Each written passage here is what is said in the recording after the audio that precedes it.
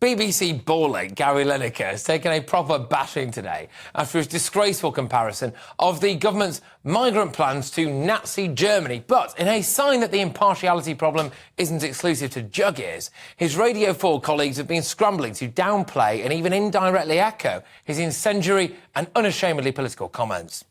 We'll also ask if Match of the Day host Gary Lineker was right to tweet his criticism of the government policy. I think it's good that he should speak out. He's a very important person. He's well known to people in this country, and he has an influence. So good for him. The Labour peer Lord Dubs is a supporter. Oh, right, well, that's that then, is it? The in-house effort to minimise this story doesn't seem to be working, though, with several prominent MPs now calling for Lineker to be sacked from his £1.35 million a year taxpayer-funded role with the supposedly impartial state broadcaster. I am honoured to say one of those MPs, former Education Minister Andrea Jenkyns, joins me now. Andrea, thank you very, very much. Look, should he be sacked? Hi, Patrick. Good to be here. Should he be sacked? Oh, so it should be sacked. Oh, most definitely. I mean, look, we've got no choice in whether we pay the licence fee. And so we expect neutrality. And so if it's not going to go to subscription only, which is the way I'd like to see it, and defund the BBC, then they should be neutral. They should sack Lineker. If you support the government's migrant plan now to stop the boats in the Channel, indirectly, Gary Lineker was calling you a Nazi. How does that make you feel? Look, I think most of his followers call his Tory MPs Nazis, don't you? And it's appalling. You know, it's not a word we should just band about. Look how millions of people died. And I think that this time Gary Lineker's certainly gone too far. And if the BBC doesn't act, then, you know, I think we should defund the BBC. And Patrick, what I suggest to Mr. Lineker, that rather than being a keyboard warrior, why doesn't he get out of the M25? I'll challenge him to come to Morley with me and hear what real people think up north, because it's certainly not his views.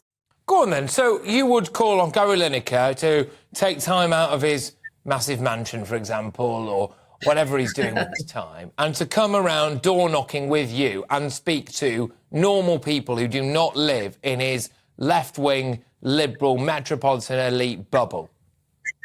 Absolutely, Patrick. I'll take him down Morley High Street. I'll take him around the market. I'll take him in the cafes. We'll do some door knocking, and let's hear what real people think, Gary, not just a Twitterati who suck up to you and the BBC levies. I mean, there are calls for him to actually apologise to the Jewish community for diminishing and diluting what Hitler and the Holocaust did to the Jews. Do you think he should apologise to the Jewish community? I certainly think he should. And I think it's also double standards, don't you? I mean, look how if somebody from, the centre-right was to make such a comment, then they wouldn't get away with it. Why are all the left-wingers always get away with what the rest of us would not get away with? No, look, absolutely 100%. Can you imagine if someone who sits next to him on Match of the Day had said just the opposite view? So they'd said, oh, I'd turn the boats back. Well, I very much doubt they'd be on Match of the Day anytime soon. But why do you think the BBC is so scared of Gary Lineker? I mean, they could surely do without him. I think that we've seen that the BBC is really rife with people who are so impartial like him and views like him, so they treat him like a god, and they are his mouthpiece. So I say, look, defund the BBC. Sack him or we'll defund the BBC. That's what I would certainly do. Yeah, I mean, it is fascinating stuff when it comes to that side of things, isn't it, really, as to whether or not the BBC should be defunded. I mean, no one ever really tends to leave the BBC and then go and pursue a career as a centre-right broadcaster, do they? You could put it that way. I mean, no, absolutely. Look, very few. Yeah, elsewhere, Andrea, as well, Prime Minister Rishi Sunak has today announced a review of sex education in schools, and this is important. I'd like to talk to you about this. After a disturbing dossier compiled by Tory MP Miriam Cates uncovered prepubescent kids secretly being asked by adults how they feel, and look, apologies for asking you this, but we might as well have it right. If you can ask kids this, why can't I ask you, I suppose, how they feel about things like oral, anal and rough sex, as well as being taught that there are 100 genders. Andrea, you've obviously been instrumental in securing this review, and you wrote to the PM expressing your deep concerns over the nature of sex education being taught in our schools like this. Can you just give me your views about that? Because, to be honest with you, I'm quite angry about it. I mean, it's even going on in my constituency, Patrick. I mean, I had a parent contact me from one of our local schools, primary schools, and she's now kept her child at home and home educating because she doesn't want him to know about the words at such a young age, the words such as masturbation.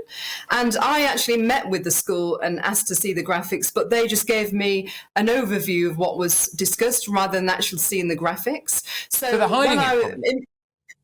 Sorry? They're hiding it from you.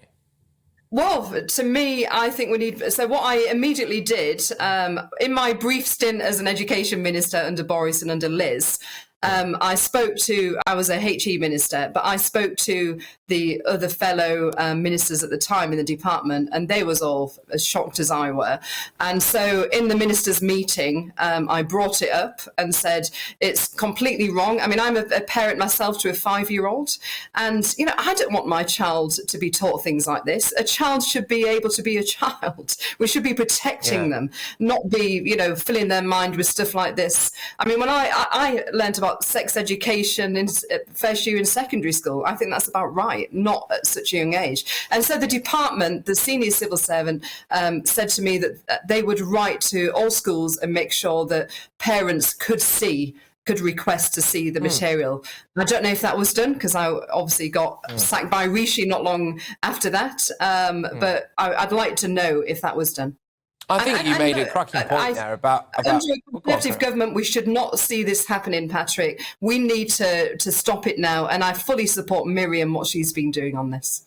Yeah, indeed. And I strongly suspect that we're going to see a huge increase in homeschooling. I don't have children yet, OK?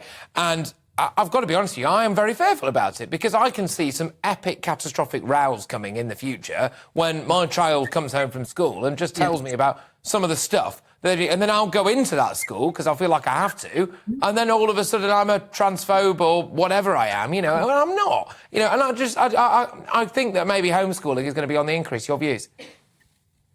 I think it will be. Unfortunately, Patrick, we need to sort this. I mean, just imagine it under a Labour government, it'd be even worse. So we must stamp it out immediately. I'm pleased that the PM said today that there will be a review. And Miriam, keep fighting this corner. You know, I'll keep fighting too, and the rest of us Conservative MPs who are shocked and disgusted at this. And let's protect our child's innocence. That's what we really must do. Conservatives are about family, and we must protect the family unit. I do have to put this to you, though, which is that 13 years of a Conservative government, and you clearly have Conservative values. There can be no question of that, and that is, you know, a great thing, right?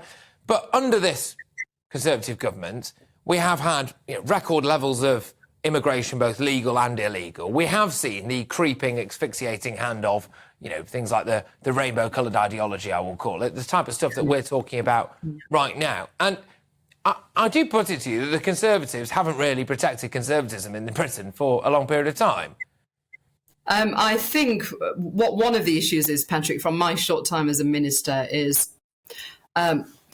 not every minister is going to challenge. I mean, your desk gets you get so bombarded with information. If people don't pick through that information, then they can miss it and ask the key questions. So I think it's been missed, and ministers have only shown certain ministers of civil servants have only shown ministers, you know, what they want to show them. I think that's an element of it. But secondly, I also think that. I mean, we saw how Priti really fought with a Rwanda plan and the backlash that she's had. And I'm a strong advocate of Priti and what she was doing and what Suella's doing too. Now, I think we need to go very much like the US, but I'd like to see senior civil servants where it's appointed every time there's a new government, so we don't get blocked, because it's crazy. I mean, look at every public sector organisation, it's full of left-wing lovers, and that's not right. We don't want to see rainbow policing. We want to see policing who actually catch real criminals so people can feel safe in the home. Look, Andrea, thank you very, very much. I must say it's an absolute pleasure to talk to you. I've been wanting to have a conversation with you for a long period of time, so it's great to finally do it. That's the benefit of filling in for Dan Wootton every now and again. Andrea Jenkyns MP there, thank you very, very much.